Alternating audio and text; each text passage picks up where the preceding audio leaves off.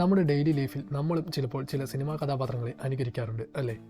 സിനിമയിൽ നാം കാണുന്ന ക്യാരക്ടേഴ്സ് നമുക്ക് ഇഷ്ടപ്പെടുന്നതിനുള്ള പ്രധാന കാരണം അവർ ചെയ്യുന്ന മാനറിസത്തിൽ എവിടെയോ എന്തോ നമ്മളുമായി കണക്ഷൻ ഉള്ളതുകൊണ്ടാണ്. പ്രത്യേകിച്ചും നായക കഥാപാത്രങ്ങളാണ് നമ്മളെ സ്വാധീനിക്കുന്നത് പറയുന്നത് തെറ്റാണ്. ഒരു സിനിമയിലുടനീളം നാം കാണുന്ന കഥാപാത്രങ്ങൾ നാം അറിയാതെ തന്നെ നമ്മുടെ മനസ്സിൽ കയറുന്നു. പലപ്പോഴും നായകനേക്കാൾ മികച്ചതെന്ന് തോന്നിക്കാവുന്ന പല കഥാപാത്രങ്ങളും ഉണ്ടാവും. ഞാൻ പറഞ്ഞു വരുന്നത് അവരെക്കുറിച്ചാണ്, വില്ലന്മാർ. നീ എന്നോട് ഇങ്ങോട്ട് ഇറങ്ങി വാടാ എരപ്പാളി. നായകനെ വെല്ലുന്ന അഭിനയം കാഴ്ചവെച്ച മലയാളം സിനിമയിലെ വില്ലന്മാരെ കുറിച്ചാണ് നമ്മുടെ ഇന്നത്തെ വീഡിയോ.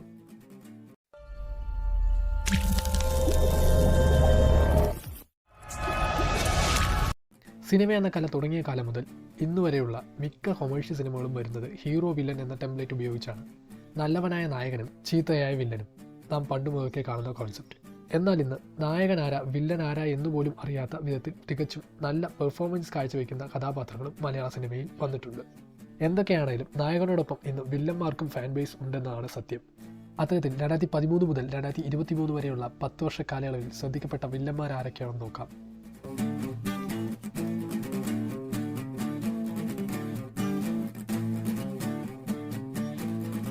പത്താം സ്ഥാനത്ത് ആട് 2 വിനായകൻ ചെയ്ത ഡ്യൂഡ് എന്ന കഥാപാത്രമാണ്. 9ാം സ്ഥാനത്ത് അങ്കമാലി ഡയറീസിൽ അപ്പാനി ശരത്ത് ചെയ്ത അപ്പാനി രവി എന്ന ക്യാരക്ടറാണ്. 8ാം സ്ഥാനത്ത് കള എന്ന സിനിമയിൽ സുമേഷ് മൂർ അഭിനയിച്ച വില്ലൻ കഥാപാത്രമാണ്. 7ാം സ്ഥാനത്ത് മാലിക് എന്ന സിനിമയിൽ ദിലീഷ് പോത്തൻ അവതരിപ്പിച്ച അബൂബക്കർ എന്ന ക്യാരക്ടർ. 6ാം സ്ഥാനത്ത് കലി എന്ന സിനിമയിൽ ചെമ്പം വിനോദ് അഭിനയിച്ച ചക്കര എന്ന് പറയുന്ന ക്യാരക്ടറാണ്. 5ാം സ്ഥാനത്ത് ദൃശ്യം എന്ന സിനിമയിൽ കലാഭവൻ ഷാജൻ അവതരിപ്പിച്ച സഹദേവൻ എന്ന് പറയുന്ന ക്യാരക്ടർ. 4ാം സ്ഥാനത്ത് ഇയോബിൻ്റെ പുസ്തകം എന്ന സിനിമയിൽ ജയസൂര്യ അവതരിപ്പിച്ച അങ്കൂർ റാവുത്തർ എന്ന് പറയുന്ന ക്യാരക്ടറാണ്.